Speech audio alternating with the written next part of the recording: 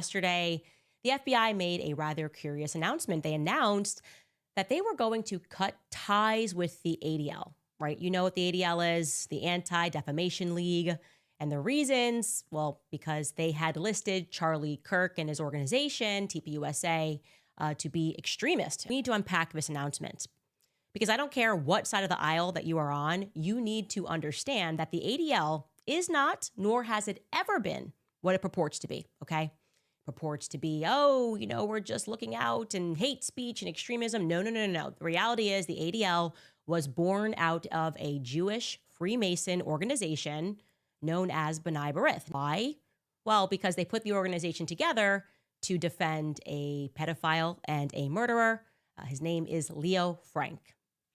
Leo Frank was an unbelievably wealthy Jewish factory owner down in Atlanta. And this is 1913. That's very relevant. You should know this happened in 1913. And this is the American South. You know what was going on there. And Mary Phagan was a 13-year-old girl who worked at his pencil factory. She was found brutally raped. Okay, she's a Catholic girl, by the way. I want to say that. She was a young Catholic girl.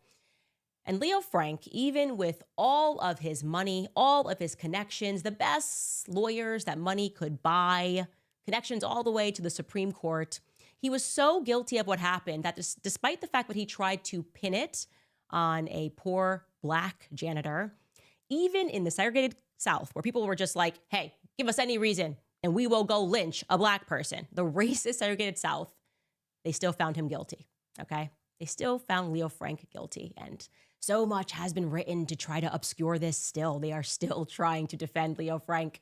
What happened then is that his buddies over at the Freemasonic Lodge, B'nai B'rith, assembled the ADL to gaslight the public. No, Leo Frank wasn't guilty. Look what happened after. He was lynched for what he did to Mary Phagan. He is actually a victim of anti-Semitism. That's it. He wasn't guilty. I'm sure maybe the Black guy did it in 1913 Atlanta, and everyone conspired to instead attack a wealthy factory owner.